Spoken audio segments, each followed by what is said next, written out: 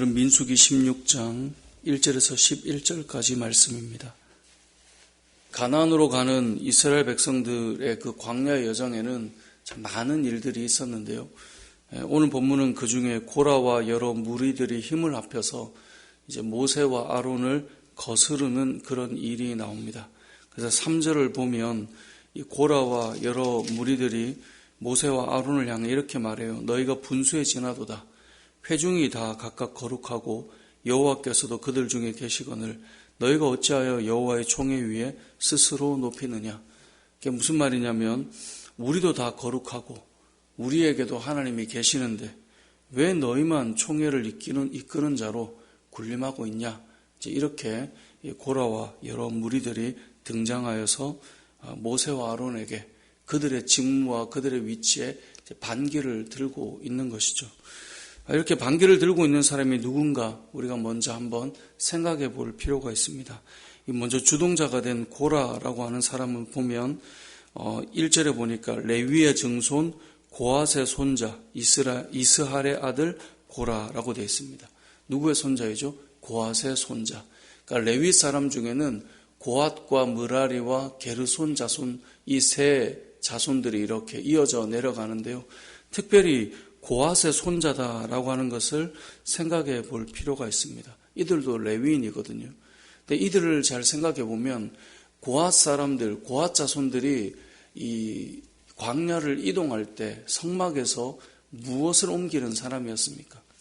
므라리나 게르손 자손은 다 이 성막의 테두리 널판과 덮개 이런 것들을 옮겼는데 고앗 자손은 달랐어요. 고앗 자손은 성소와 지성소에 있는 성물을 옮기는 자들이었어요. 그걸 다 보자기에 싸서 채에 꿰가지고 만지면 안 되니까 그렇게 해서 옮기던 사람들이 고앗 자손이에요. 자, 잘 생각해 보면 여러분 지성소는 누구만 들어갔죠? 대제사장만 들어갔어요. 그것도 1년에 한 번. 그런데 고앗 자손은 대제사장도 1년에 한 번 들어가서 지성소에서의 그 안에 있는 성물을 보았는데 고앗 자손은 다르죠. 이들은 옮길 때마다 이동할 때마다 그곳으로 들어갔고 어쩌면 대제사장보다 일반 제사장은 보지도 못하는 것들을 보고 만지고 누구보다 가까이 지성소로 나아갔던 사람들이 고앗 자손이에요. 그들의 생각에 우리도 여기에 들어오고 우리도 이것을 옮기고 우리도 이런 사람인데 너희와 우리가 뭐가 다르냐. 어찌 보면 우리가 하나님보다 더 가까운 거 아니냐라고 생각할 수 있는 사람들이 고앗 자손이에요. 그러니까 이게 그냥 반기를 들었네 라고 하는 게 아니라 생각해 보면 모세, 아론 너희보다 우리가 더 지성소에 가깝고 우리가 더 많은 일들을 하고 있는 것 같은데 너보다 내가 더 위에 있어야 되는 거 아니야? 라는 생각을 할 만한 위치에 있는 사람이 이 고라라고 하는 사람이에요. 뿐만 아니라 어느 지파가 합세했죠? 1절에 보니까 르우벤 자손 엘리압의 아들 다단과 아비람과 벨렛의 아들 온이 당을 지었어요. 르우벤 지파가 합세를 했습니다. 르우벤 지파는 여러분 잘 아는 것처럼 이스라엘 백성들 중에 그래도 제일 맞이고 우리 이 나라의 정서로 보면 큰 집이에요. 제일 큰 집 사람들이 지금 모인 거예요. 그러니까 우리가 생각을 해보면 레위 지파와 달리 르우벤 지파는 혈통으로 볼 때 우리가 제일 맞인데 지금 어떻게 우리가 해도 인도를 하고 이끌만 하지 어떻게 너희가 하느냐라고 말할 만한 사람들이 지금 이 모임에 동참해 있는 거예요.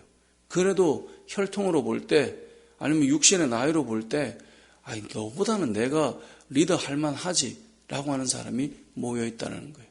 자, 여기에 또 누가 합세를 해 있습니까? 2절에 보면 이스라엘 자손 총회에서 택함을 받은 자 곧 회중 가운데서 이름 있는 지휘관 250명과 함께 움직였다는 거예요. 자, 하나님께서 세운 사람들, 특별히 이름 있는 지휘관이라는 말은 영향력 있는 지휘관들이 여기에 붙어 있다는 거예요. 우리가 생각해 보면 이 고라를 비롯해서 무리들이 모여서 모세와 아론에게 반기를 드는 사람이 그냥 등장하는 게 아니에요. 요즘 이제 목회자라고 생각을 해보면 목회자의 어떤 사역보다 더 가까이 더 많이 뭔가를 취하고 경험하고 사역에 깊이 들어가 있을 때 아니, 내가 봐도 이게 더 많이 하고 내가 더 아는 것 같은데 뭘 이걸 꼭 그렇게 해야 돼? 라는 생각이 들 수 있는 포지션이나 또 그만한 어떤 혈통적으로 어떤 연령이나 큰 집이 될 만하거나 아니면 또 목회자와 버금가는 어떤 영향력을 끼치고 가지고 있거나 이렇게 될 때 그 마음속에 아니 꼭 이렇게 가야 돼?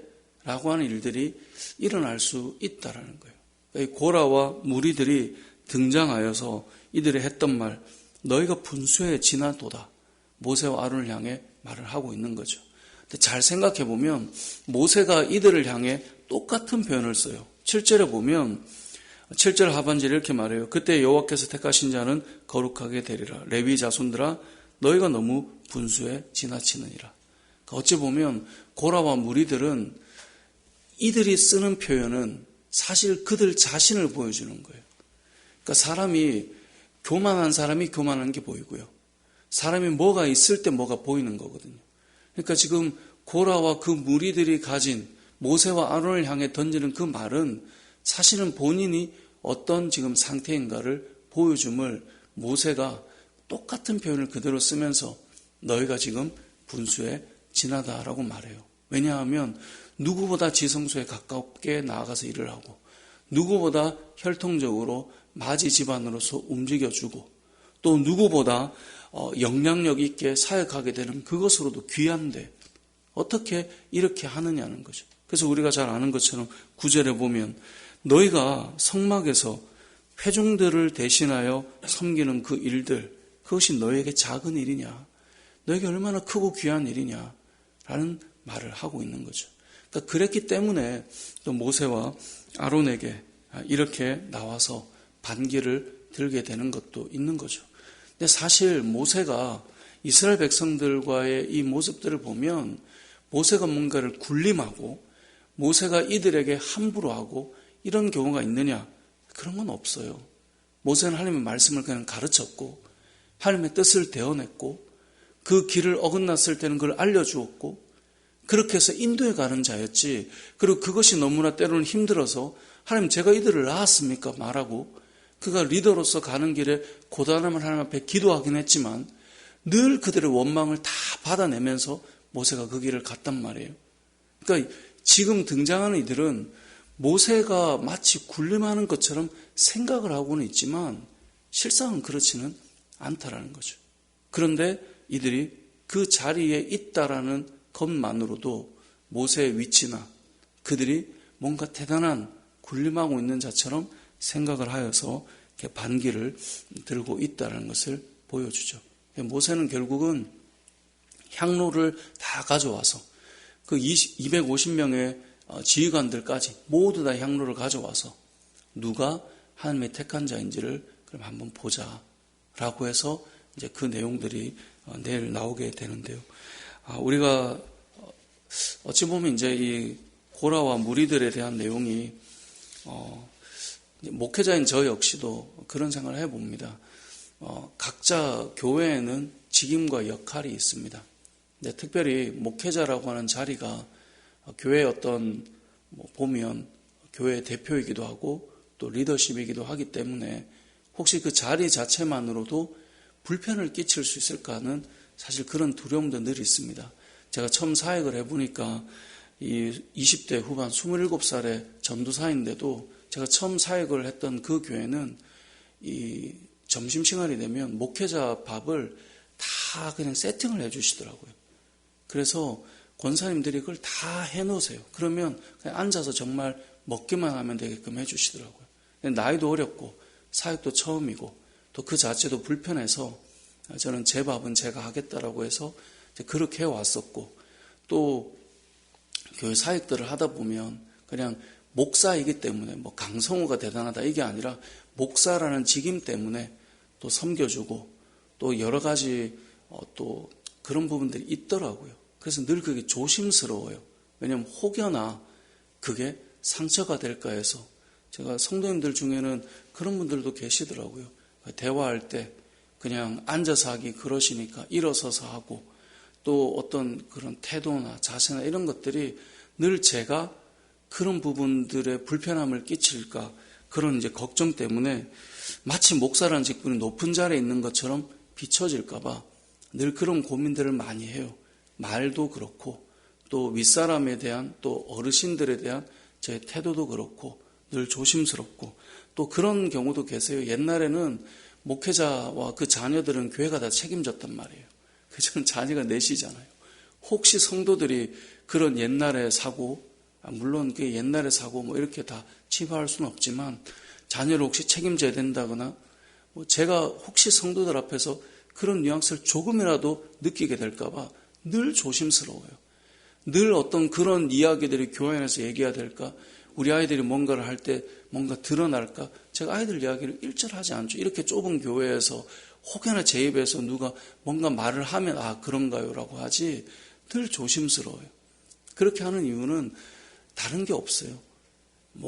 모두가 다 같은 부모라면 같은 마음이고 사람이라면 같은 마음이겠지만 늘 조심하는 거는 오늘 여기 나오는 것처럼 혹여나 이 목사가 라는 그런 생각이 들까봐 늘 조심스럽죠. 그런데 간혹 그런 분들을 사역하면서 만나게 되더라고요. 정말 조심하고 아무것도 하지 않아도 그냥 목사이기 때문에 괜히 목사라는 그 직임 자체가 제가 함부로 저를 막 이렇게 하지 않아도 좀 그런 어떤 성향의 분들도 계시더라고요. 그냥 목사니까 그냥 그런 마음이 먼저 가져지는. 그러니까 오늘 본문에 나오는 이 고라와 무리들의 내용을 볼 때 늘 저는 그런 마음이 먼저 들어요. 이러한 어떤 마음들이 들지 않게 하기 위해서 나는 어떤 일을 해야 되나? 어떻게 조심해야 되나? 근데 그럼에도 불구하고 어떤 사람들은 또 다른 마음으로 일단 색안경이나 그런 생각을 가지고 어떤 출발하는 마음들도 있더라고요.